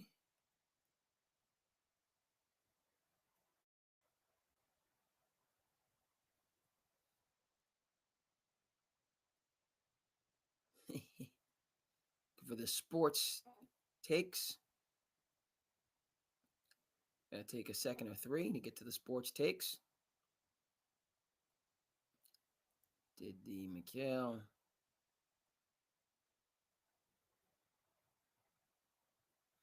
All right.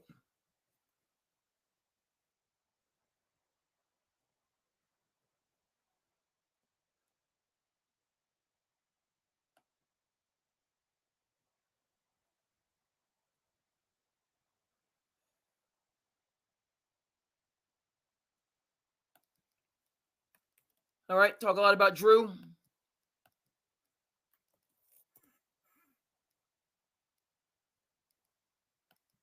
Let's talk about him as a culture setter, builder.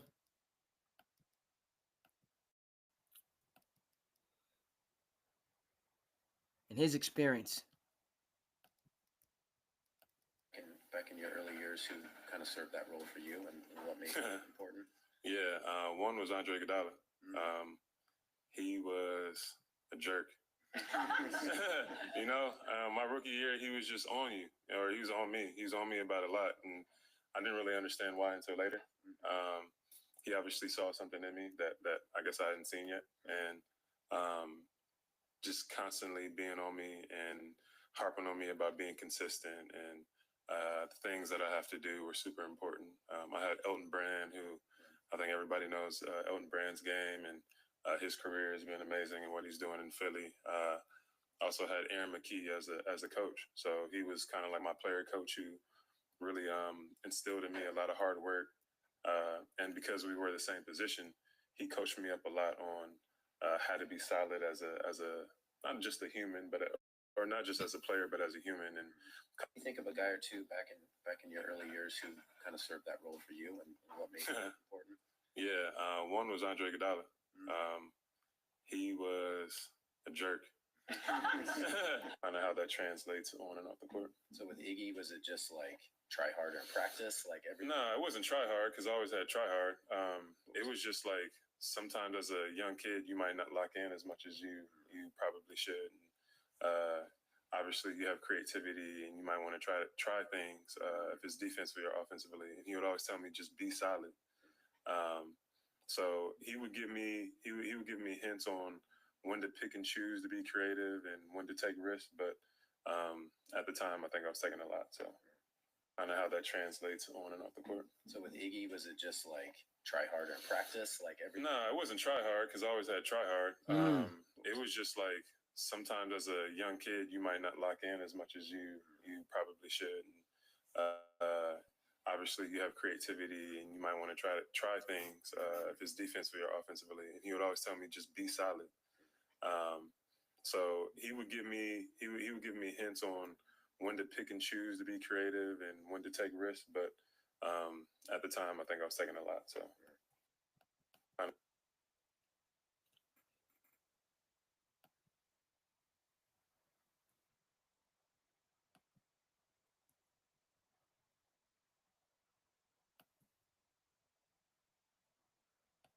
All right.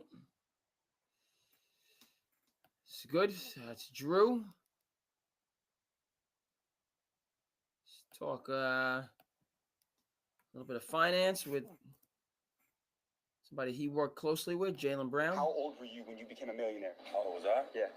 18. 18? Yes, sir. And how did you get rich? I dropped out of college and pursued my dream. Or what's your dream? My dream, became an NBA player For what team? for the Boston Celtics. Are you Jaylen Brown? I am. What was the most amount of money that you made in a single year? I guess last season, How much? I made $50 million last year. 50 million? Yeah. Do you keep a lot of money in the bank? No, and the richest people never do. Why not? It's just paper. A lot of the richest people, social capital is what they're after. Are you a good negotiator? I'm a great negotiator. So you're not afraid to walk away from a deal? I will run away from it. I'm okay. I have more than enough than I've ever had. You don't come from money. No, I come from nothing. So it's amazing to be able to provide for my mom, my family. I'm very blessed. Now, the most successful people in the world, they inevitably deal with a lot of hate. How do you feel about haters? Well, haters, it's a part of it. They don't build statues for haters. They build statues for people that do things. You know what I mean? How old are you now? So those are the Q&A. I thought just real quick, just a lot of rapid fire back and forth with JB. Shout out to the T Clark 5 tournament that took place over the weekend at the Dana Barros facility in Stoughton. Jaylen Brown was on hand. Terrence Clark, solid, up and coming ball player from the Commonwealth, passed away in an automobile accident prior to the NBA draft, where he would have been selected. So Terrence Clark, again, with all the stuff that he does in the community vis-a-vis the Bridge program, which you saw on his T-shirt, he's locked in. He talks the talk, but then he goes, follows through and walks the walk, and is there for a lot of events that mean a lot in the community. It's film festival season, folks. I got to get this in. The first night of let's get up to the Rant. They've done it. I think it's 23rd, 24th year. Film festival season, folks. So we're honored to be here for opening night here in the festival. I'm sorry, we're not showing a whole lot of them. That ain't happening.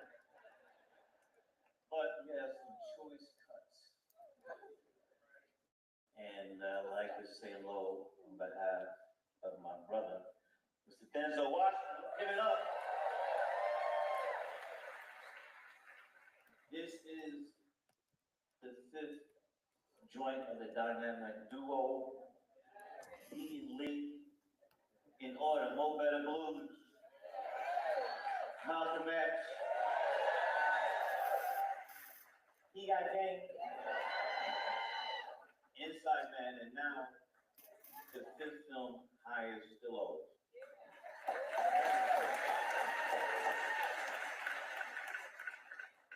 This film is not a remake of a great film by the great Japanese filmmaker Kurosawa, the film being High and Low.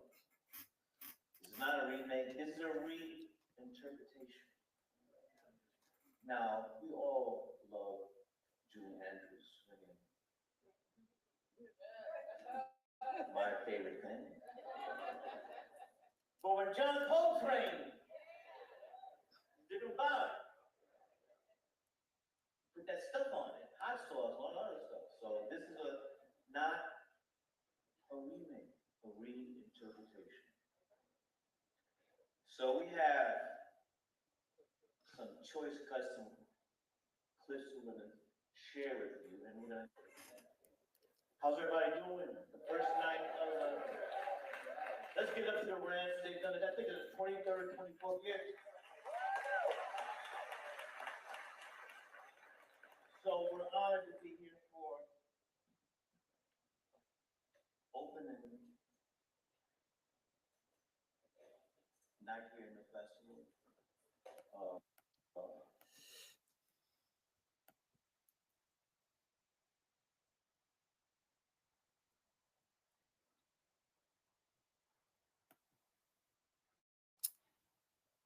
And folks, I don't know if we can do any better than that.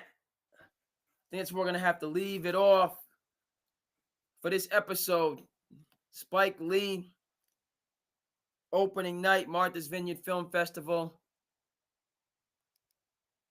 Talk about Cape Cod, call myself the Cape Cod Kid. You know, that is, you know, it's a double dose of greatness. Head over to MV, the festival itself, but just saw Jaylen Brown and what he does in the community, what it means to the community. Spike Lee taking his time to contribute in the community.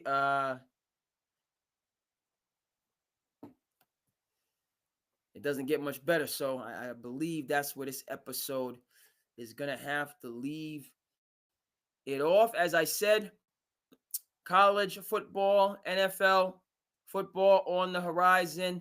A lot to dive into there.